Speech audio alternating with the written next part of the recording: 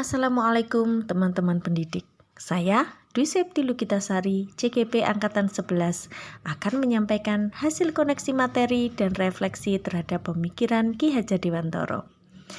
Setelah mengerjakan rangkaian kegiatan modul 1.1, tentu kita akan bisa memahami inti pendidikan KHD. Berikut adalah ringkasan materi. Peran guru adalah menuntun kodrat anak dengan terus memegang prinsip perubahan trikon sehingga mampu mengantarkan anak memiliki budi pekerti yang mulia sehingga mampu menjadi manusia yang merdeka. Yuk kita pelajari satu persatu elemen-elemen utama pemikiran Ki Hajar Dewantara. Pertama, tugas guru sebagai penuntun. Menuntun artinya membimbing anak menemukan jalannya sendiri dalam belajar. Tugas guru tidak hanya mentransfer ilmu pengetahuan, tetapi juga memberikan arahan, motivasi, dan inspirasi. Teman-teman pasti sudah sering mendengar slogan tugas seorang pendidik dari KHD. Ing ngarso sing tulodo, di depan memberi contoh, ing madya mangun karso, di tengah sebagai penyemangat, tut wuri handayani, di belakang memberikan dorongan. Nah, sekarang, apa yang harus kita tuntun? Menurut KHD, tugas utama seorang pendidik adalah menuntun kodrat anak, yaitu sifat alami, potensi, dan bakat yang dimiliki oleh anak sejak lahir. Ingat, setiap anak dilahirkan dengan kodratnya masing-masing yang unik. Namun demikian, dalam menuntun, kita juga tidak boleh lepas dari kodrat alam, yaitu situasi lingkungan yang terdekat anak, dan kodrat zaman, yaitu kondisi yang terjadi pada saat anak sedang hidup dan belajar. Selanjutnya, KHD juga mengingatkan kita, dalam pendidikan terdapat 3 azas yang harus selalu dipegang oleh seorang pendidik, sehingga mereka mampu melaksanakan fungsinya dengan baik. Yang pertama adalah kontinuitas, yang artinya kita pendidik haruslah terus-menerus menjaga nilai-nilai esensial budaya yang luhur dalam pengajaran, meskipun perubahan terus dilakukan untuk menyesuaikan kodrat alam dan zaman. Yang kedua adalah azas konvergensi, yaitu seluruh kegiatan pembelajaran dan pendidikan hendaknya dilakukan semata-mata untuk memperkuat nilai-nilai kemanusiaan sang anak. Dan yang terakhir, konsentris, yang bermakna bahwa pendidikan dengan segala dinamikanya tetaplah harus menghargai segala keragaman dan keunikan anak. Seluruh usaha pendidikan itu tujuannya adalah menumbuhkan budi pekerti yang baik pada sang anak. Budi merupakan kombinasi dari cipta, yaitu kemampuan intelektualitas atau berpikir kognitif, rasa, yaitu perasaan, dan karsa, yang bermakna kehendak. Dorongan cipta, rasa, dan karsa akan menimbulkan pekerti, yaitu sebuah tindakan yang dilakukan oleh sang anak.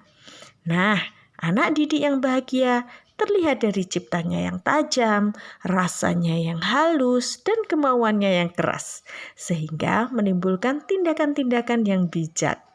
Ujungnya adalah mengantarkan anak menjadi insan yang merdeka, yaitu manusia yang lahir dan batinnya tidak tergantung pada orang lain, melainkan bersandar pada dirinya sendiri. Selanjutnya, saya akan mencoba menjawab 3 pertanyaan dalam jurnal refleksi di modul 1.1.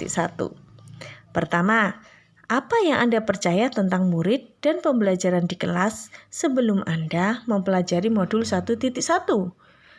Sebelum saya mempelajari modul 1.1 tentang konsep pemikiran KHD, saya menganggap semua anak di kelas saya adalah sama.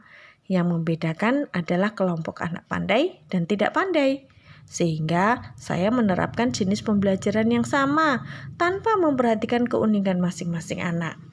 Dalam melakukan penilaian, saya juga menerapkan standar yang sama sehingga menjadi menguntungkan bagi yang kebetulan memiliki potensi dan karakteristik yang sesuai dengan metode penilaian saya. Sedangkan yang tidak bisa menyesuaikan diri akan mendapatkan kegagalan.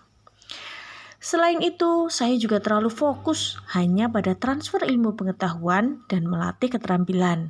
Saya kurang menyentuh rasa dan karsa anak didik saya. Hal ini mengakibatkan Banyak anak didik saya berperilaku tidak seperti yang saya harapkan, baik dari segi perasaan terhadap pembelajaran saya maupun kemauan untuk belajar. Dan yang lebih parahnya lagi, saya lupa memanusiakan anak didik saya. Saya jarang membuka komunikasi dengan mereka untuk mendengar keinginan, kesulitan, dan pandangan mereka terkait pembelajaran yang saya lakukan di kelas. Hal ini tentunya membuat saya sangat teacher oriented. Saya hanya melakukan yang saya anggap baik atau benar. Pertanyaan yang kedua, apa yang berubah dari pemikiran atau perilaku Anda setelah mempelajari modul ini? Yang utama adalah pandangan saya terhadap anak didik menjadi lebih terbuka, khususnya mengenai keunikan dan keragaman mereka. Selanjutnya, target pembelajaran saya tidak hanya terbatas pada penguasaan pengetahuan dan keterampilan, tapi juga menebalkan rasa dan karsa anak didik saya yang nantinya akan berpengaruh pada pekerti mereka. Akhirnya, pembelajaran yang saya lakukan di kelas bukan lagi hanya sekedar menggugurkan kewajiban mengajar, namun demi memenuhi kebutuhan anak didik akan tuntunan menuju keselamatan dan kebahagiaan tertinggi. Jangan lupa bahwa kegiatan pembelajaran haruslah selalu memperhatikan kebutuhan, keinginan, dan harapan anak didik atau berpusat pada mereka. Lanjut ke pertanyaan ketiga. Apa yang dapat segera Anda terapkan lebih baik agar kelas Anda mencerminkan pemikiran KHD? Pertama, saya akan menerapkan metode pembelajaran yang memperdalam penguatan cipta, rasa, karsa, serta psikomotor. Contohnya, pembelajaran berbasis proyek, pembelajaran kolaboratif, serta saya akan memasukkan nilai-nilai luhur budaya Indonesia yang positif. Saya juga akan mendekatkan pembelajaran saya dengan kehidupan kontekstual anak didik sehingga pembelajaran saya akan sesuai dengan kodrat alam dan kodrat zaman mereka. Hal ini akan membantu anak didik untuk membangun relevansi pembelajaran dengan kebutuhan hidup mereka. Dan tak lupa, saya akan melakukan komunikasi dua arah mengenai keinginan, kebutuhan, ketakutan, kesulitan murid terhadap pembelajaran saya. Contohnya, dengan meminta anak-anak melakukan refleksi di akhir pembelajaran, atau meminta mereka untuk mengisi angket dengan pertanyaan-pertanyaan yang sudah saya siapkan.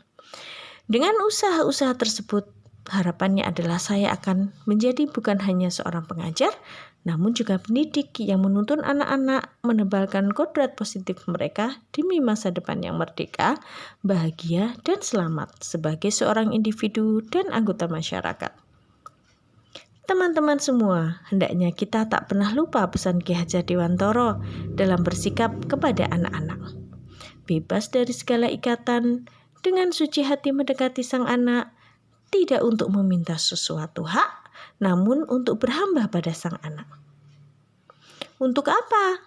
Tak lain agar kita menjadi pendidik yang juga merdeka dan bahagia. Cukup sekian, semoga menginspirasi. Salam guru penggerak, tergerak, bergerak, dan menggerakkan.